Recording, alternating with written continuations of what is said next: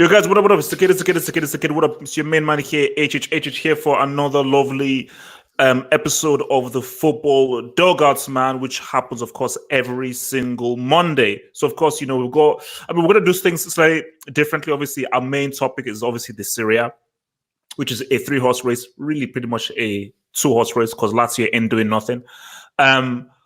And we're going to look at this. It's facts. And obviously, we're now going to turn it into a Q&A. So obviously, we've taken some questions on Twitter. So if you didn't send in any questions, hard luck. If you sent in any dumb questions, hard luck as well. So if you're too stupid to send in a good question, then you're the moron. So Devil, Nix, how have you been, man? How was your weekend? Tell the people how your weekend has been. It's been good, man. It's been good. Just chilling. Not much football to go through on the Premier League side. So, I actually got to watch some good football this weekend. I watched a bit of the Bundesliga, dabbled in a bit of Serie A, some good football on show, yeah. It's actually, it's actually been, it was a bit annoying because I was like, I know it was supposed to be cut. I thought it was going to be 5 games this week, 5 games next week, but it looked like it's going to be, well, then it turned out to be. Yeah, They've done that weird cut. I've never seen that before. Nice. They just started this season. Yeah, this is the first time. But then it looked like it was going to be 4 games this week, 6 games next week, and that got cut to 3, obviously, because Man City game got suspended. Yeah.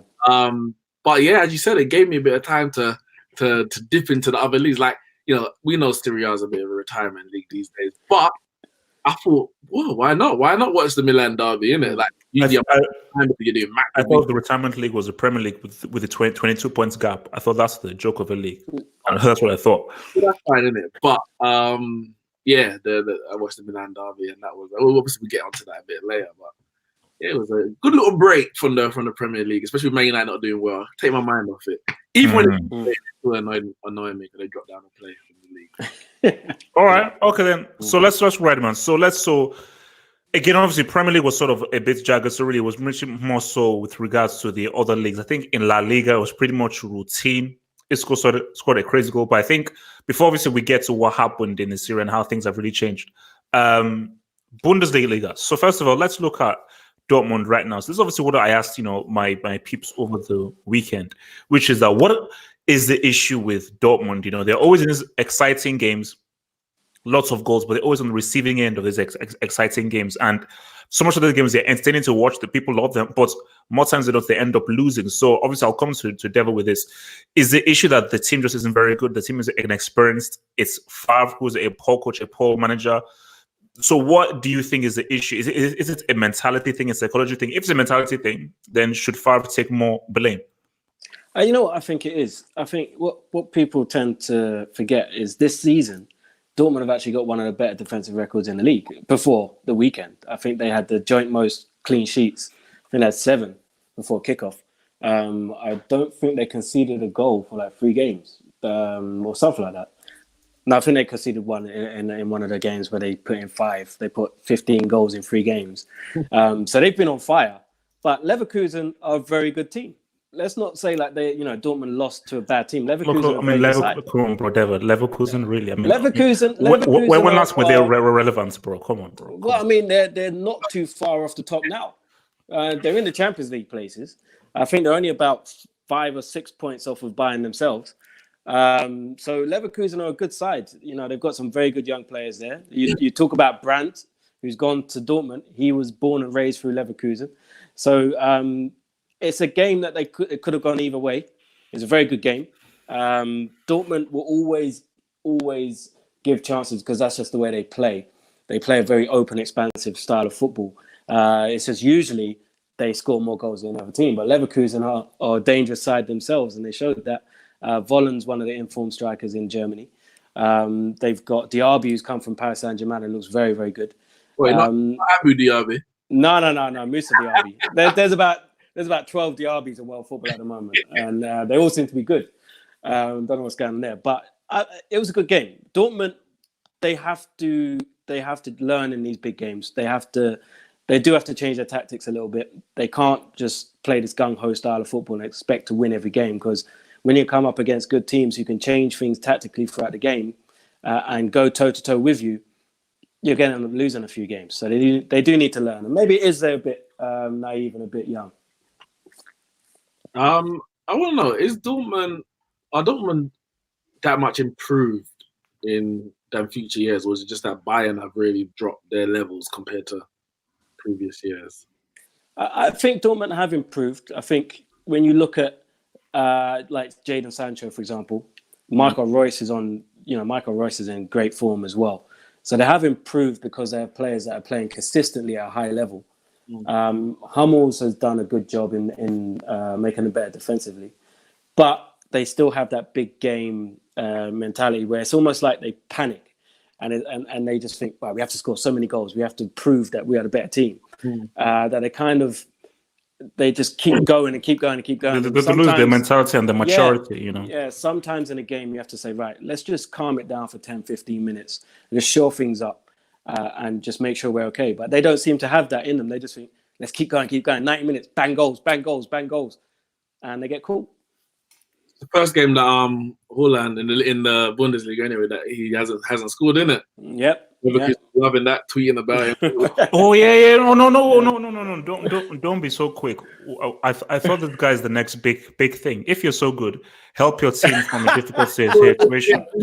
Stop scoring when the going gets. Stop scoring in easy games. Stop scoring in the CL group games that don't matter. Stop scoring against Augsburg and Frankfurter FC. Score when it really matters to help your team. Or false news. Last I checked, I think Ansu Fati scored the goal that effectively knocked out Inter Milan. So all you losers who said, "Oh my God, Ansu Fati is better than Haaland," always has been, always will be. Next time, listen to H because I know what I'm talking about. How many times people watch Haaland? I don't care. Fact of the matter is that this dude was supposed to be this great. And now you're in a difficult situation where you need to show up. He didn't show up. Ansu Fati scored at the San Siro against Inter Milan, who will now get onto one on top of the table. Who the hell is this Haaland dude? All hype. That's what all of you guys fall for. I don't fall for hype. I'm that real dude. How many goals? I'm as real as a heart take. Okay, so I'm that real dude. So you guys fell for that whole thing. I'm saying. How many goals has Fati got in the Champions League this season? You love to talk about Champions. No, but you love to talk about Champions League. That's your go-to. How many goals has he got? Can I respond to that? It's not how many you score, it's when you score. It's not how many you score, it's when you score. So Haaland he's got like about 50, 60 goals, irrelevant ones. Ansu Fati scored the goal that knocked out an entire football club. So next time, you losers, listen to me. Ansu Fati always has been better than Haaland. Haaland was just a hype job. Simple as that. Okay. Next. Right. I didn't watch the Bundesliga this weekend. I saw the highlights. Emre Can scored a brilliant goal. Yeah, he's got a banger. Yeah. That was like that was a hit. That was actually hit. And he's a decent player, but I didn't expect him to have that in his locker. Well, don't you remember the goal he scored? It was against Watford, the overhead kick. Yeah, the overhead kick. Yeah, why did I think him that in his locker? Yeah, that was mad. But Bayern, they I want to go to the Bayern game. Bayern Leipzig. That was a good game. Bayern were fortunate to get away with a draw there, to be honest. Well, the first half, Bayern were all over him. All over. Nagelsmann got his tactics wrong in the first half. Switched it up towards the end of the first half, and then Leipzig should have won that game. Yeah. They missed 2 or 3 clear-cut chances. Werner is someone who you should be cussing because he goes missing in big games. And he missed a glorious chance because Leipzig should have beaten Bayern. Yeah, they should have. Speaking of Bayern, full force, man, because they don't like RB Leipzig out there. Speaking of Bayern, say again. I said speaking of Bayern Munich, so that team is supposed to defeat Chelsea easily.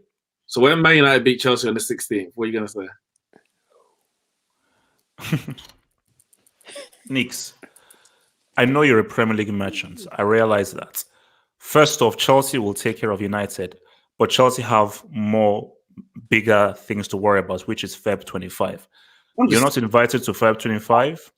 You will be turned away at the VIP door because Feb 25 are for Champions League contenders. I know you're a Premier League merchant, but this is 2020. Premier League is second place, third place to the CL. Please keep up. I'm begging you. Thank you. So what are you going to say when Bayern beat you? What's your reaction? You can't say when. You can't say when. You can't. No one can predict the future apart from me. Sometimes you can't predict the future. so for me, I can't even answer that question. I'll say him. Hashtag 525. It's going to be huge. It's the biggest game in 25 years. Biggest game in football in 25 years. So I agree. Wow. Okay. All right. So any other takings from the weekend before we get into the whole thing? Because also go. It's a Barca trash. Barca trash. Because, you know, look, man. Against Betis. Messi, man. Like someone made a comment that take Messi out of this Barcelona side. I think they're a mid-table side. And also, Nix, weren't you the one that said Griezmann is world class? Were you the one that said Griezmann is world class? Well, don't try that. No, I just want to ask. But you say that Griezmann is world class, so explain yourself. I never said he's world class, but I think you just don't rate him at all. I think he's a very good player, but Atletico is a big fish. What? He's what? Atletico is a big fish. See, but you know what? At Barca, is a boy, feel like he's like a very good player. He's a decent player. World Cup winner. Yeah. So yeah, sure, of course, yeah. Sure. That's a brilliant, pretty decent player. Yeah. Euros. Wow. Euro 2016. Should have played the tournament. That's a brilliant accent from Hope. That I'm starting to think maybe that's your real accent. Look, I used to be an actor, man. I used to be an actor, so look, I could do many different. I can't do a Jamaican accents though. So shout out to those white dudes that. No. I can mimic the white guys who thought I was Jamaican in school. And I was just say, "Hey man, Illy man." Obviously, I don't want to reveal my son name. But I was like, "Hey man," I said, "Yo, white dude, I'm not from Jamaica, you moron. I don't even know where Jamaica is on the map." But because I'm black, you're like, "Hey man, hey, gotcha, man, hey, weed man." It's like, bro, I don't even know where Jamaica is on the map. I'm just a guy off the boat from Nigeria coming to England to try and get some good grades before I get whipped in my ass by my parents. What the heck? Like, let me focus on getting this C- on chemistry rather than deal with you pricks. I don't blame them because most Nigerians and Ghanaians were claiming Jamaica anyway, so they just Actually, until Anthony Joshua come around. No. Quick question. Look, before we go to our main topic, Bob Marley. Oh God, come on, bro. Let's just look. This is a football dugout, so it is what it is. Exactly. It's a football dugout. I know that's What's the whole Bob Marley got to do with this? Thank you. He played for football, so that's the relevant. I saw him with a ball by his feet. Zion in a lion in Zion. Do you feel Bob Marley is actually a legend? Yes, he is clearly a legend. What kind of question is that? Is this one is he not a legendary social justice warrior? Is he a legendary reggae artist? Is he one of the greatest reggae artists? Yes. False. Yes, he is. I saw your tweet the other day. And that was better worded than what you just said now. Exactly. It was. It was better worded than what you just said now. What was my tweet? I think you said something along the lines of, is his legend because of... Yeah, go on, Nick. Is he the greatest of all time, or is it just like, is he just kind of because the media says so? Yeah. See, that's a better question. Yeah, 100% a legend. That's not even a debate. Cannot be debated. But for you to say no, name me 5 reggae artists. It's not about naming reggae artists. Look, I don't know what their names are. If you say Peter Andre, I'm gonna okay. No. Let me say this. I spoke to a lady. Basically, my cousin's girlfriend, Jamaican. What? Your cousin's girlfriend's neighbor's cat. Yeah. No. My cousin's girlfriend, Jamaican. I asked her that, Bob Marley, is he big in Jamaica? She said, no. Nobody even really listens to Bob Marley in Jamaica. He's not really that much of a big deal. It's like, thank you. No, this was perpetuated by the media because I don't want to get into any detail because if I say some stuff, it might be a little edgy, but, hint, wink, 1 + 1 = 2. Like, we all know why Bob Marley... is put as the greatest reggae artist. So that's what I'm saying. That's what I'm saying, man. You know, hashtag me too, man. I don't want to be cancelled. Was it? Let me briefly answer your question. Bob Marley is a legend. He is well. That's not what you said on Twitter. He's answering. Like what I said. He's a well-respected artist in Jamaica. Before he, let's say, went commercial, we just leave it as that. He was massive in Jamaica. Everyone loved him. When he was a part of the Wailers. Well, obviously it was the Wailers, then became Bob Marley and the Wailers. And then they kind of got rid of the Wailers as in the individuals, but took over the name, the sound. And Bob Marley was just at the forefront of that. When that kind of happened, people kind of fell out of love with Bob Marley. They felt he had sold out. He just kind of followed you might say the American dream or whatever, that kind of thing, even though he's living in Jamaica. Then he came back. Before he passed away, he came back. He came with the album Survival. And that was like a massive, that was like, yeah, we got our Bob Marley back. Bob Marley is very well respected. Whether he's the greatest reggae artist of all time, that's a completely different debate. I would say he's not in terms of musically, but in terms of obviously his reach, and you could say somewhat just pure music. It's just pure music. Influence in terms, you say put in Jamaica. I'm not saying put Jamaica on the map because there've been bigger people before him, like Marcus Garvey. But why Jamaica is so well loved across the world, a lot of that goes down to Bob Marley. So it's impossible for him not to be a legend. But musically, for me, he wasn't even the best in the Wailers. No comments. So let's now go to the crux of this whole thing right now. So let me just start off by saying this. I am still putting money on Juventus to win 9 in a row. For my narrative, because I've got many narratives that I'm working on an Mbappe narrative where if he wins the CL, Messi and Cristiano are out of here. Finally, thank God. I'm also working on a Juventus narrative, which is that because first of all, club football is done. It's finished. Okay, so we just talk because we just love football and everything, but really, it's been done for many years. I want to go into Wikipedia and I just want to just see Juventus 10 times in a row. I need to see that. So I need to say a team owned an entire decade consecutively in a apparent top league.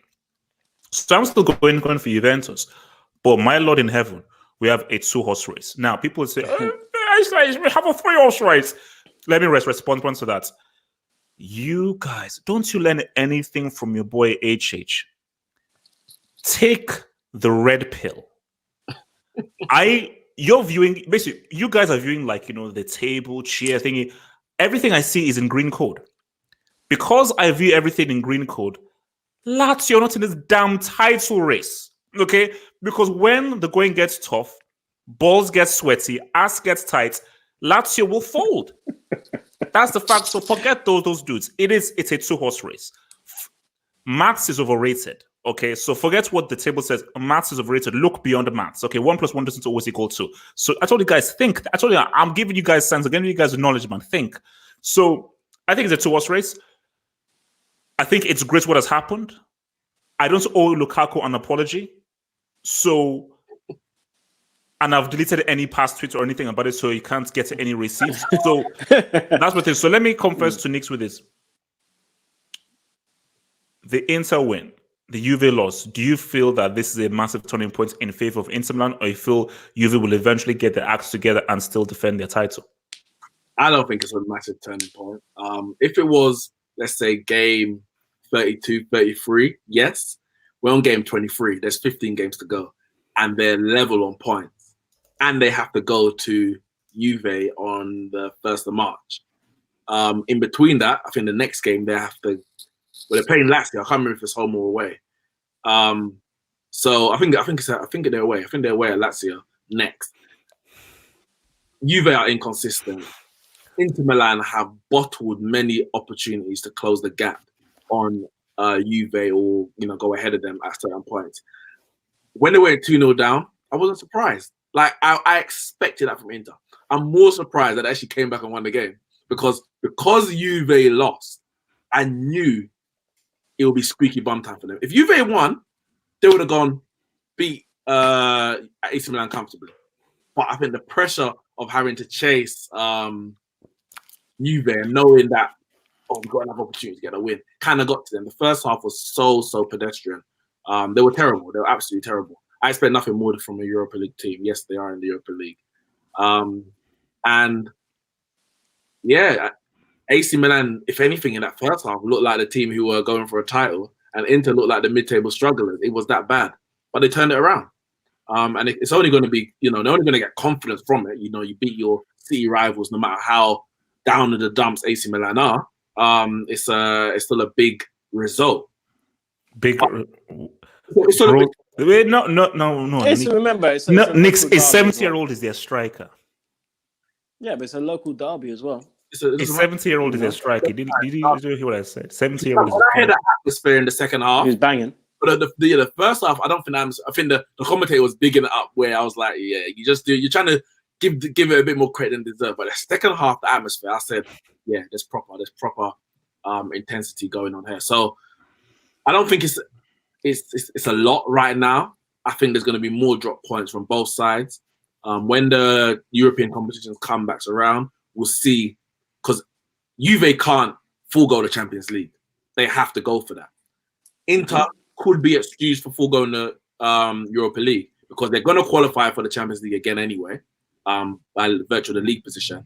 And the Serie A is a bigger trophy, whereas the Champions League is what Juve probably won more so than Serie A this season. If that's a good point, actually. That's a very good point because Juve are going to want that Champions League, but should they not win the league, Sarri in his first season, you don't want to be the first manager. You got 9 years running, you won the league pretty easily. I mean, there's only been 1 or 2 challenges throughout that 9 years. You do not want to be the first manager to not win that, especially against Antonio Conte, who left Chelsea in such circumstances, which you then followed him into, made them worse. Although he didn't do too bad, he made them worse. Yeah, he won the Europa League. Yeah, but Conte in his first season at Inter, with a bunch of Premier League, rejects and has-beens and like a patchwork. You know what I mean? He's come and he's won the league in his first season. But that's what Conte does. I think everywhere he's been, first season, he's won the league. That's what he does. So I wouldn't be surprised to see Inter win it. But the joker in the pack is Lazio, because they're the informed team. Outside of Liverpool, PSG, and possibly Real Madrid, they might even have a better record than Real Madrid. Wait. Nick, sorry. Devil. PSG's name cannot be mentioned until the Champions League. If you saw that tweet going around of Leon's defending. Oh God, yeah. Oh, bro, nah. What a great girl. So back to Lazio. So, what chance do you guys give Lazio then? Because again, look, man, shout out to two guys. Shout out to Immobile. Amazing for Torino. Big moves to Dortmund. Flopped for Dortmund. Guys said this guy was done for. Could easily give up. Refound himself, and now he is statistically the best striker in the world with regards to what he's been doing for Lazio. Shout out to Simone Inzaghi. For your entire career, you've always been living in your brother's shadow, and as of right now, he's pretty much found himself. I think Filippo Inzaghi, I think it's Genoa or someone that he manages, but Simone Inzaghi has now pretty much made a name for himself as a manager, and like what he's done with Lazio has been absolutely amazing. So shout out to those two guys. But what chance do you think you give Lazio? Because I think if Lazio are able to do this out of nowhere, it'd be crazy. Because again, I don't know. I mean, I don't even know whether Lazio ever won the Serie A. If they have, it must have been ages ago. Sven-Göran Eriksson. Yeah, Eriksson won it. Oh yeah, Vieri with Vieri. When they had a bad boy team, Salas. That was ages ago. So what chance do you give Lazio? I give them not very much chance. I mean, they're in the race. They are in the race. I expect them to be there towards the end. But I would expect them, once the pressure really picks up, to kind of fall off, because they don't have, unless you're like a Leicester in the Premier League where you're out in front and you just have to get these results and other teams around you have really got the pressure. When you're chasing and you haven't been in that position before, it's hard. The pressure it will get to you. So I think they will fall away, but I think they'll be there or thereabouts towards the end, but they will fall off. I think it will come down to Inter and Juve, really. And I hope it does, because Fuck Lazio, they're racist. Yeah. I mean, Very racist. Was it which fans was it that racially abused Moise Ken last year? Genoa, I think. Yes, I mean, I mean, most of them are, but Lazio are like. No, they're known. They're known. No, but look, everyone is known. Them man had the Canyo saluting them in the crowd. All of this. Them man are proper. So let me ask you guys this. So Juventus, man. Again, let me say quickly on Lazio. They haven't lost a game since Inter beat them in September in the league. I think they may have lost one cup game or they lost to Napoli, I think. But yeah, they lost to Napoli in the cup. But they haven't lost in the league since September. Now, whereas that's why they've come from nowhere, because Inter's been dropping points, Juve's been dropping points, and they've kind of just snuck up from nowhere. You're like, wow, they're actually in this race. You've got a marksman like Immobile, 25 goals, 5 goals ahead of their competitor, which Ronaldo. They've scored the second most goals in Serie A. Nobody's conceded any less than them. I think they're both on 20, them and Inter. I think if they beat Inter in the next game, I would put them second favourites behind Juve. Because that form is mad. And also Immobile has been great. Obviously, Cristiano has been doing really good for the past 8 games, but throughout this entire season, Immobile's record is like insane. But speaking of Juve and Cristiano, so obviously this looks like a one-man job. Cristiano has gone on a crazy consecutive goal-scoring thing right now. So what is the issue here? Is this Sarri is just a bad hire? Is this a case of this is still Allegri's core team, and Sarri needs more to really make it much more of a thing? So it's a bad fit, i.e., not Sarri's management style is bad, i.e., because how do you just become a bad manager after you come top with Chelsea and win a trophy with Chelsea? It's just a case of where the players that are there is Allegri's core. Allegri's core is an antithesis to what Sarri's philosophy is, or the players just simply. Because I can't even say the players are not good enough, because you've done this before several times and it looks a lot better. So what? So it's either Sarri isn't very good, this job isn't for him, or it's just a bad fit with the current players. So what do you think it is? I think it's the system. I think Sarri's system is not the easiest to take. It's different from Allegri's. It's different. I also think in midfield they've got too many options, and I think a lot of the time he's choosing the wrong ones. You know, you got. Ramsey's got to be sold out. Apparently, that's what I heard. Yeah, you know what? Yeah, it's not worked for him, has it? It's not worked for him, has it? But they've got good players in there. Bentancur seems to be getting shipped around, and he was really impressive for them last season. Obviously, they got rid of Emre Can. Everyone knew that was going to happen. But they've got some really good players in there. But Rabiot's not really doing it. Rabiot seems like he's struggling to settle there as well. So outside of Ronaldo, they're not really. Dybala, bits and pieces. And he has this obsession with Higuain. It makes me he's scoring goals here and there and performing well here and there, but it's Higuain. You know what I mean? So I don't know. I don't think it's the right. I said it at the time when they appointed him. I don't know if it's going to work for him, and it looks like it's not. Remind me, did Sarri kind of settle on and know his best team at Chelsea when he was there? I can't actually remember now. He's with the likes of people like Jorginho. Well, did he settle on the best team? Compared to what Lampard is doing, I think there was a time in which he did pretty much settle on what he wanted to see. The issue that I was always having was, why does he play Hudson-Odoi? So that was the only issue. Why didn't he play Hudson-Odoi? But apart from that, there was a setting of 4-3-3. This is my setup. This is how it goes. So he settled on a thing with regards to like that. So, but sorry, before you go, but this is my thing. Is like, look, the transition from Napoli to Chelsea was much smoother because the kind of players at Chelsea and Napoli, it was similar. So it was not so much of an aggressive change. Also, he brought over Jorginho. I think Jorginho is very, very crucial. Put Jorginho in this team. Now, I'm not saying they'll be fully smoother, but things will make a bit more sense. You put Jorginho in this team and Sarri would actually find this a little bit easier. I just think that Juventus, the players that they have, how they play, is very, very different from the Chelsea core and the Napoli core that he had. which is why I made the point that this is still very much Allegri's team. And the players that, remember, Allegri had these guys for 5-6 years, and the player that Allegri acquires and everything, he's a pragmatist. It's not about passing the ball, silky, technical sense. No, let's be pragmatic. Let's be economical. Sarri said, no, I have a specific philosophy of how we want to move the ball around. So I think because Allegri has, and also for Chelsea as well, Chelsea have always pretty much been about, even with Conte, they're like, guys that have a bit of skill and technique.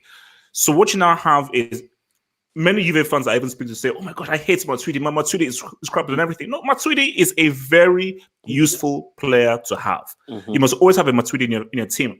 But Matuidi and Sarri, it's completely at odds. But for an Allegri or a Conte, Matuidi is very effective.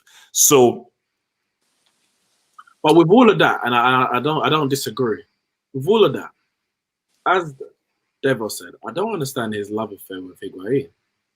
His best partnership up front is clearly Dybala and Ronaldo. Like, it's not a competition.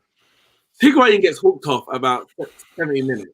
2 minutes later, Dybala assists Ronaldo.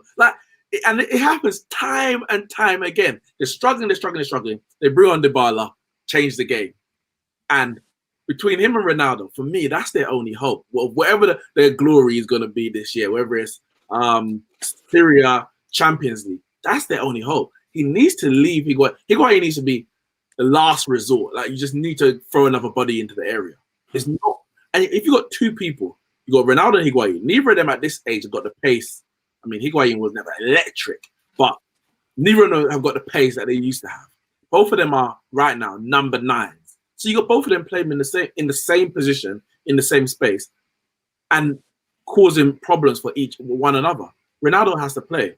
Therefore, you have to sacrifice Higuain and play someone to complement Ronaldo. And that person is Dybala. And the sooner he realizes that, I think if he, tomorrow says, you know what, I've realized I can't play Higuain, it has to be Dybala, Juve win Serie A.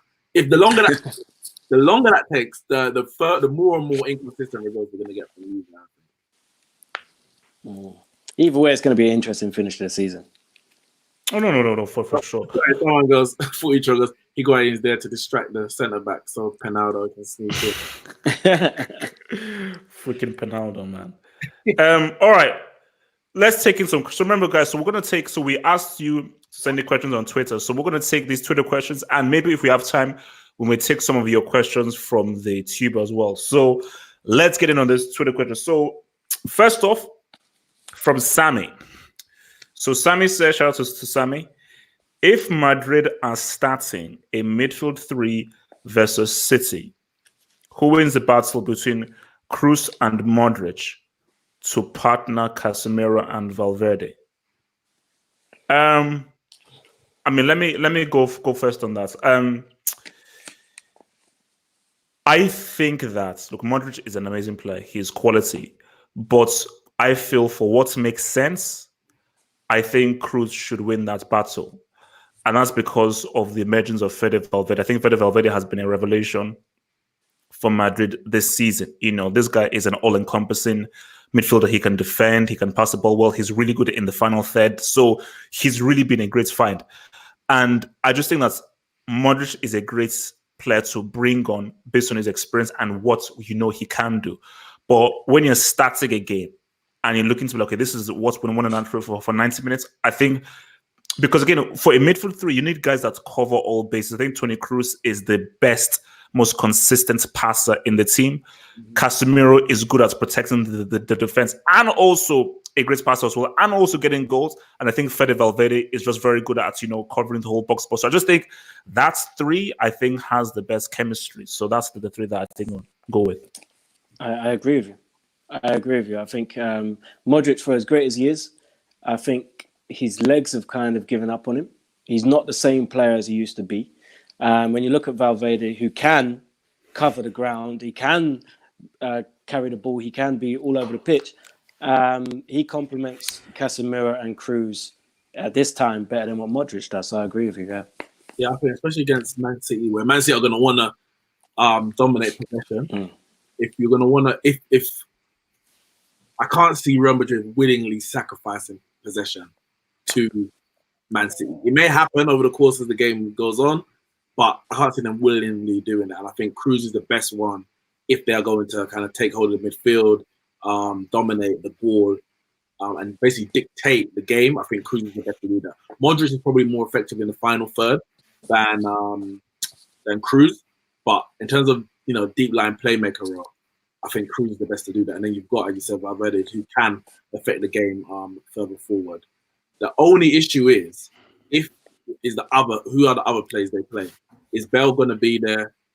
Is Hazard going to be there? Because if they're not, then is Valverde and Benzema enough in the final third? Do you need another person further forward? I mean, it could be Isco. I'm not sure how well he's playing. Jovic. They've got weapons. Jovic. They have got Jovic scored on the weekend. They've got they've got weapons. I mean, they've got weapons. It's been great anyway, so I mean, they don't need prime Ronaldo. But yeah, I think Cruz. Yeah. All right. Next question here from FG, also known as LG. Remember also, just so, in case some of you guys don't know who LG is, he is a Cristiano fanboy. So wherever Cristiano goes, he supports that team. So LG says, time to sack Sarri, or is it too late? It's a bit early, isn't it? It's a bit But look, man, I was hearing reports that Sarri may not actually be around for that first leg against Lyon. So yeah, they can still do the treble. They can still do the Coppa Italia, League, and Champions League. That's crazy. Well, you can't. I mean, that's a bit early. It's like they're still technically top of the league, just as by goal difference. But look, things are still high. They're like fourth or fifth. They're not like flipping Boychester divided, like in flipping mid-table, man. Mid-table is in the middle. That's the middle. Yeah. I don't think they should have hired Sarri in the first place, but you got to let him see out the season.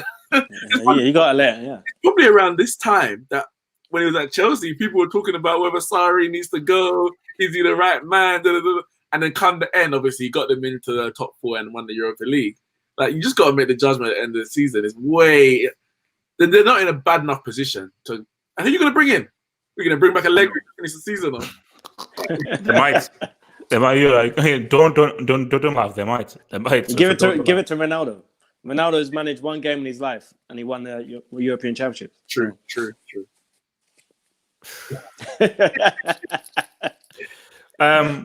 6 times. I wonder who this is. Will Fraudiola era in the Elmere League be overshadowed by Klopp era, as Klopp has been to 3 European finals in a row? Did he win all 3? Zidane won all 3, by the way, mates. 1 ACL and is about to smash his records in the Elmere League. Also, thoughts if Pep runs away from Klopp like he did from the goat in Spain. I did a video on that, and I said, Pep better not dare. He better not dare. He wouldn't try it. What? You can't, you won everything with Barca, and some people excused you because you had won everything, and Mourinho's antics and the divide in Spain. People excused him running away at the first sign of trouble. I didn't, but some people did. Nobody can excuse him if he leaves City at the end of the season, unless he was to then join Manchester United, which is even a bigger mess. Or Manchester's not even in a mess, to be fair, but in a big mess. Or another team in the Premier League to build them up. If you run away and go to sabbatical, or you go to PSG for another quote-unquote challenge, nobody, you lose a respect of. There's going to be some fanboys out there who would, he can do no wrong, but you lose respect from a lot of people. He wouldn't dare, if he's a man, run away this season. Does Klopp trump him? I mean, based on success, Champions League and the Premier League is bigger than 2 Premier Leagues in a row, just based on the trophies. Back to back in the Premier League, we've seen how hard it is to do that. So you have to still give it respect. What I would say is, I think Pep's legacy in the Premier League will outlive whatever Klopp goes behind in terms of the way they play football. We talk about, Liverpool pressing, etc. Man City were pressing before Liverpool. The way they're passing the ball, that kind of thing, the passing at the back, everyone tries to do it in England now. I mean, most of the teams can't do it because they're crap. But because of coming in and doing that, most teams can't do that. How much did Pep spend to achieve this? But when leaves, what is everyone going to take from it? Is everyone going to start playing their right backs as their main playmaker? No, they're not going to do that. Are they going to have a Brexit midfield? No, they're not going to do that. I think what he's created at Liverpool is very unique to Klopp, but I can't see that being transferred throughout English football. Whereas I think Pep, what he's left in English football, I think that will outweigh Klopp. But in terms wait, sorry, Devil. But before you go, sorry, Devil, just very briefly. Wrong, Nicks, because to achieve what Pep has done, and which has been my criticism of Pep, is, it is all great and it's all beautiful, nice football, but you've spent $1 trillion to do so. We'll probably get to this. I think it's one of the questions. Is Chris Wilder ever going to be in that position where he could spend that much? Is Brendan Rodgers ever going to be in a position where they could spend that much money? Because it's a very nice thing to have where you can spend as much as you want, buy any player you want, because every player wants to come and play for you, and pretty much build a team where you can pretty much tell them to do whatever you want them to do because you've had your cherry pick. It's a different thing where there's a very finite thing, the players that you can choose from. Devil. I would say that Klopp's legacy, depending on where Liverpool go from this season, could outdo Pep's. And the reason I would say that is what you're saying about people copying Man City and using their tactics, trying to pass the ball around. I think Klopp's system is so good that others can't copy it. And I think that will be his legacy. He's created a team and a system that is so unique that other teams won't be able to follow his footprints. They will have to create something to find a way of stopping it, which, as we've seen this season, no one's been able to stop it. Literally, no one has been able to stop it. Wait, Devil. Content, for example. Devil. Why are you holding a pen? In the three at the back. You're making us look smarter. You're appear smarter than the both of us. Why are you holding a pen? I am just following the instructions of our producer. That's all. That's it. There you go. Yeah, there you go. Behind the scenes, man. Look, man, Nick, speak, man. Shave your beard, man. Shave your damn beard, man. It's a tough because, okay, if people copy what you're trying to do, is that not a bigger compliment than just trying to defeat? No, it's two different kinds of legacies. You can have a legacy where look at how many people emulated you, and you can have another legacy where, like, man, damn, that was impossible to do what they did. Barcelona, that tiki-taka thing, that period, or even Spain, who was able to emulate them? No one. But that's still a legacy. It's still a legacy. Like, nobody was able to do what they did at that level. Keep possession for 8% of the time and be able to create those kinds of chances and just change the way in how you control a game. Nobody has ever been able to do what that Barcelona and those Spain side did. That's a legacy. The real ones know Wenger ball existed first, but that's fine. We'll carry on. All right. I hope not. We hate Liverpool. We hate Man City. I hope both of them just leave the Premier League tomorrow. So we all love Man United. Give me a break, man. Gollum. From Ramsey. Shout out to Ramsey, of course, who is a loyal friend of the show. So Ramsey says, with Sheffield United 2 points off top 4, relax, Ramsey. Chelsea, they're going to have 4th, so relax, man. Just chill, relax. With Sheffield United 2 points off the top 4, does this show how bad the Premier League is or how great their season has been? And is Chris Wilder a shoo-in for manager of the season? So let me, briefly just answer this, and I'll give it to you guys. I'll throw it to Devil first. I think it's unfair to say this how bad the Premier League is, because I think we have to give more credit to Chris Wilder, who I think has been a really good manager. Now, the Elmere League is the Elmere League of this season, because what Liverpool don't have, they've embarrassed this trash league for this season. It's been trashed.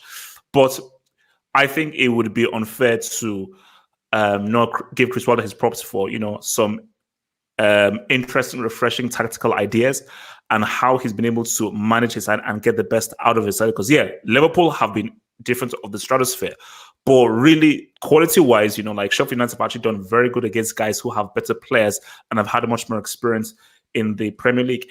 And, for sure, he's a shoot. I think for me, manager of the season is between Klopp, Rodgers, and Chris Wilder. Those three. Who would you put above? Who would you put second? Klopp. Rodgers or Wilder? Wait, who would I put second? Well, Wilder. I mean, because you said Wilder. Klopp, Rodgers. No, it's just I said it's between Klopp, Wilder, and Rodgers. Yeah, but I don't think Klopp has to win. Oh, you saying sorry? Are you saying that's the order? Oh no, I said it's between them. But I don't think Rodgers is even in the running for me. Why is Rodgers? What? Because Wilder is definitely better than him. Like that's for me. That's not an argument. I think Wilder's definitely. Bro, Leicester City are saying what's up to Man City. I mean, Man City. This is his first season. His first season back in the Premier League after in that bomber Scottish League. Shout out to my Scottish people out there. But first season after that bomber Scottish League, and this guy has been keeping up to pace with Man City. Bro, sorry, he's in the running. Like he's third. I guess he's third. Yeah. He's third. He's third. You know, he's third. Well ahead of fourth, but I think he's well behind Sheffield United. I don't really understand. Sheffield United. So would you give it to Klopp? So you two guys will give it to Klopp? Yes, 100%. Yes. Unless Liverpool go on a terrible run and like lose half the rest of the remaining games, I think you have to give it to Klopp. But you know, as an unbiased Man United fan, I would love Wilder to win. There was a previous season where I'm trying to think who was the other. There was a manager who was in the running. It wasn't Nuno, was it? No, I can't remember who it was. It was a team who was well up there, and I was like, yeah, give it to them instead of Pep. Like I knew it was never going to happen, innit? But you know, I love an underdog story. No, it's unfortunate that Liverpool are doing what they're doing for numerous reasons. But for this particular conversation, because Wilder 100% deserves that award. But while Liverpool are going undefeated and just drawn one game, there's only one man. There's only one man who can win that award. You can't see we are witnessing a season that we will never ever witness again. Yeah. If they go ahead and they just win every game after Man City got. Well, that's true. Yeah. Yeah, that's true. That's true. Well, you never know. You never know. But to answer the first part of that question about is the Premier League that bad or is it that Sheffield United have been that good? I think it's a mixture of both. I think Sheffield United have done what they need to do. They've been consistent. They've battled and picked up points, and they have got quite a high points total for what you'd expect from Sheffield United.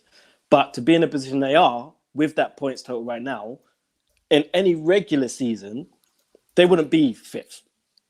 Do you know what I mean? They would be mid-table, and that would be. They were 39, I think, 39 or 38 points. Something like that. They would have been in any other season. However, they would have been safe from relegation. With 40 points is the general target. Yeah, which is already for a newly promoted side. That would have already been fantastic. People would already be well done Wilder because nobody really gave Sheffield United a chance. Yeah, but they shouldn't be fifth on that points total. Do you understand what I mean? So I mean, it's a mixture of the two, but we can't discredit Sheffield United in any way, shape, or form. What they've done is phenomenal. And Chris Wilder, as I said, if it wasn't for Liverpool, he would be a shoo-in for Manager of the Year.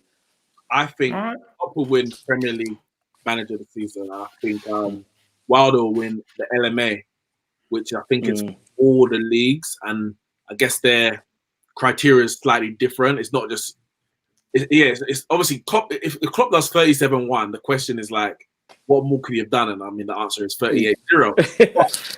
What more could he really have done? But then Wilder looking at the resources, he's working with the expectations, and has he, in terms of where he's got them, you would say he has overachieved more than Klopp has, in the sense that all Liverpool could do was move up one space. That's unfortunate for them, but there's only one space that can move up.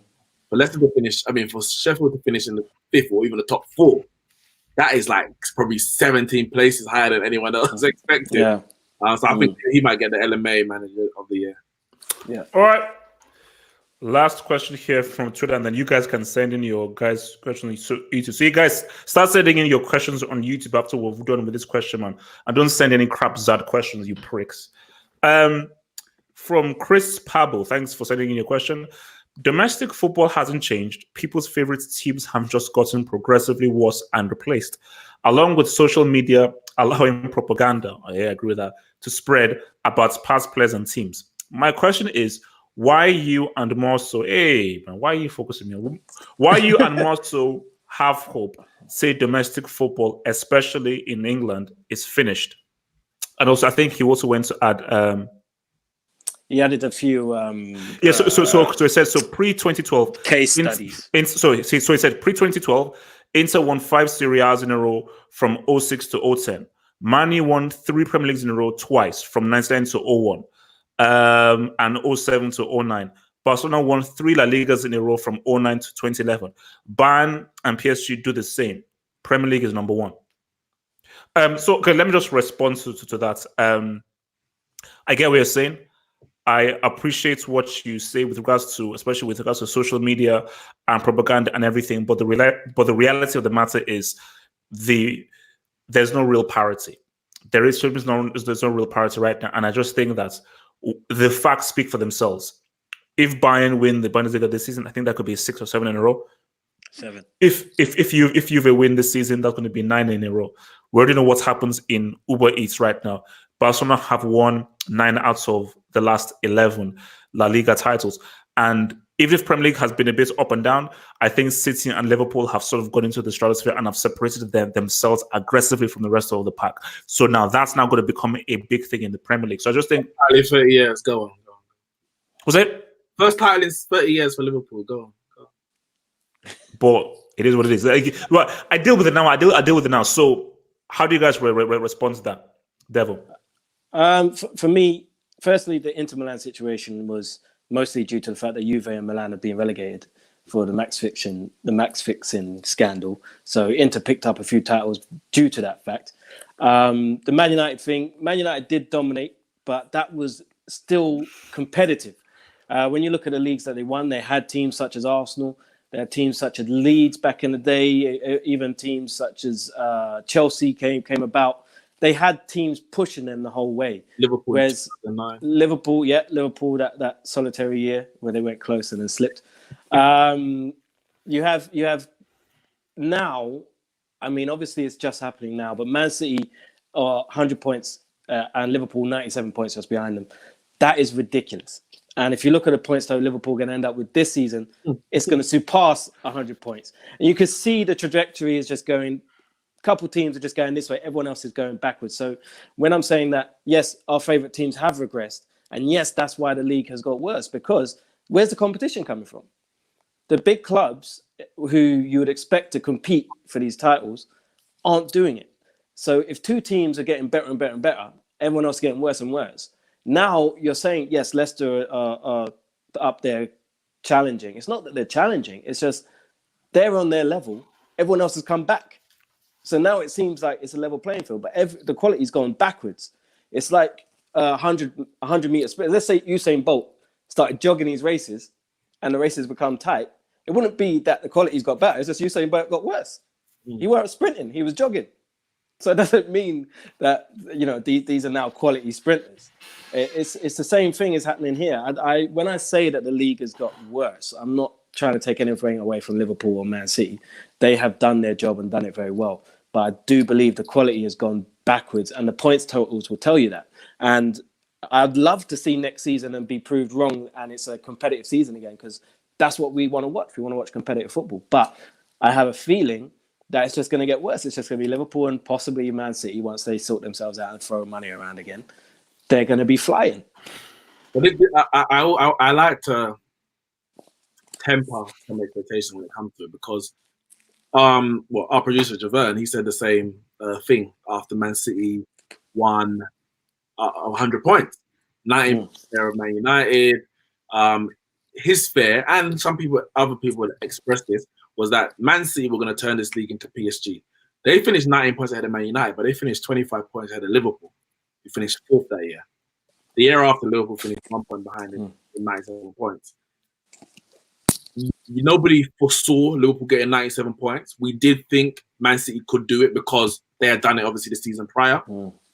But the Premier League is in such a way. Now, obviously, Conte's not going to come back, but Conte comes to the league and gets 95 points with Chelsea, 30 wins, and then dips out. Mourinho's at Spurs. They're not going to spend the big money. But if Liverpool can go from 4th with a world-class manager to 1 point behind the league leaders to now winning the Premier League, again, as I said, Spurs, they ain't going to pedigree for winning anything, but with a world-class manager at Mourinho and what he would hope with the right investment, even if not the most, why can't they go from, let's say they were fourth, to challenging for a title like they did? Well, they've done it a couple of times to a point, even under Harry Redknapp, let alone Mr. Pochettino. Why are they these? Why is that not within the realms of probability, not let alone possibility? Because of course it is possible. Anything isn't. But I think the issue there is where's their 75 million Alisson? Where's their 75 million Van Dijk? Where are they getting? Where are they getting? Like 30 goals. I mean, where's like their 30 goal striker? It's tied up. Where are they getting it from? It's tied up in 200 million sale of Harry Kane, like Liverpool's of when they sold Coutinho. Like I'm not going to do it, but you sell Harry Kane for 200 million, you buy a world class this, a world class that with Mourinho there. Why can they not then close the gap to the league leaders like Liverpool did? I just think. Because I don't want to live in that world, Neeks. I do not want to live in that world. That's why it can't happen. It cannot happen. Welcome to my world. Manchester are dominating the Premier League. Welcome to my world. At least you are still bigger than Spurs. I'm gonna say damn straight. At least you are still bigger than Spurs. Bigger and better. Sexy kits. I just like to. If it happens again next season, I can hold my hand and say, yeah, the Premier League is going the wrong way. But 37-1, like, I know it might not happen anyway. But as right, you said, bro, that better not happen. Yeah, I can't. I dare them to do 37-1. No, because like I think if that happens, then that is officially a joke. Yeah, that is officially a joke. Didn't Barcelona do that? Did Barcelona do that a few years back? No. They were done 37-1. Sorry, they were close to being undefeated. That was they lost the second to last game. Oh my! Yeah, like Levante or something. Yeah. Shout out to Levante, man. Oh, okay. Question here from the East. So, like, maybe we'll just do this question before we get out of here. Why does Guardiola's tactics, except Barcelona, fail in the most important Champions League matches? For me, I think the thing with Pep is it's overthinking it. I think when you look at Barcelona, Messi is a great safety net. He's a great safety net because you have a guy who is pretty much a generational player. But I think I remember that game when Bayern played against Barcelona during the MSN season, and I think he tried to man-mark MSN, and they just got completely wrecked for like 10, 12 minutes. It was just an absolutely suicidal, crazy tactic. I just think, again, you look at last season, because he was trying to go stupidly for 4 trophies, he rested De Bruyne because they were playing Palace that weekend. Tottenham beat them, and that was pretty much became pivotal. Whereas if they had actually played their strongest team, gotten a goal in that game, that have probably been able to go through, and have probably most likely had a Liverpool Man City Champions League final. So I just think he overthinks things a bit too much, and I do feel that he doesn't have a good handle tactically of how to prepare for 2 legs, because that is a particular managerial skill of the Champions League 2-legged thing, specifically with the whole thing of the away goal, of how do you set up, who do you play, when do you attack, when do you defend. I just think that's just the beauty of what makes that Champions League format very interesting. You know what? It's funny because I was actually thinking about this today. When there's no Premier League football, you have a lot of time to start thinking about all this. And I was thinking about that. Guardiola, has he ever won anything when he hasn't had the best team? And he really hasn't. When you actually think about it, he hasn't actually won anything when he's not the best team. And when he's not the best team, he therefore fails. Because, and not just fail, he gets destroyed.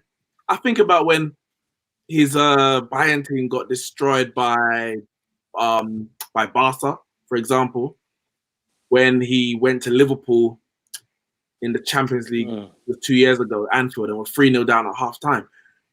Pep Guardiola was a very, very good attacking coach. He knows how to keep the ball and score goals. But when it comes to a Champions League tie, you need to manage the game. And that means defending. Now, unless he has, if he gives any sniff to the opposition, like they did Monaco, for example, to Spurs, those games for me they're unforgivable, really. Because you've got the better players on the pitch. But because you don't know how to manage a game, manage a situation, manage the 2 legs, know when to attack and when to defend, you end up going fighting fire with fire. And inevitably in the Champions League, if you just go fight fire with fire, you're going to come unstuck at some point. And I think all he really knows is fight fire with fire. Generally, his fire seems he has one philosophy that he sticks to. And that's the problem. You do it in the Champions League unless you've got the best team. And when he won with Barca the 2 titles, he had the best team. And even then, in 2009, he should never have been anywhere near the final. And also, even if I feel people should still give his credit, you could make that argument for Real Madrid's 3-peat. Give Zidane his credit, but that was an amazing team. Yes, it was an amazing team, but they weren't the best, because if they were, they would have won the league in the same years. But remember, one of those Champions League victories, they were struggling. They struggled to the final. 2016. Yeah, they struggled. They didn't blow everyone away. They weren't the best. They weren't clearing away like the favourites or anything like that. Barca and Bayern have been like favourites going into. Man City have been favourites. How did Man City lose that game to Spurs? You're at home and you're going, you score, we score, you score, we score. That's not a Champions League game. That's not how you play Champions League football. And I had to really question Pep Guardiola. I'm like, you're a very good coach. You improve players, etc. But how good of a manager is he? It's game management. That's it. Game management. That's because again, it's like and the points and the goals and say, yeah, but there's more to it. Because everywhere you go, you're not going to have that best team. Look at Man City. The first year he was at Man City. Obviously, he went there. This is how I'm going to play. And the players weren't good enough. And they just about got into the top 4. Whereas a better coach, a better manager would have said, well, these are the players that I've got. Let me kind of get the best out of them as they are. And then when I can rebuild, I can go another way. He's got one way of playing regardless of the players at his disposal. That's why he comes unstuck. Guys, it's been swell. It's been lovely now. So before you guys hear that, I've now put this in there. So remember, if you want to follow Nix or Devil, their Twitter handles are in the description box. Also, as well, we also have our partners. So if you want to support the show and so forth, give us your support. If you like the content that we put every Monday, think about joining our Patreon page. The link is in the description box below, and we will be putting extra content in there, just as a reward and as a thank you for our patrons. So again, all the links are below in the description box. Any final words, guys, before we have, of course, fair. Tomorrow, 7 days. Tomorrow it will be 7 days until the start of the only competition that means anything in this dang on flipping season. So any final words, guys? What are you lot doing for Valentine's Day? I'm not taking you on a date. I'm just asking. I can't tell you that. This is a family show. I can't.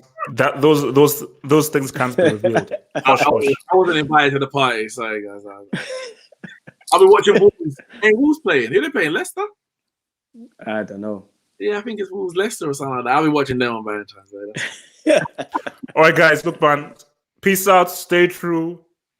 Swell. Peace. Later.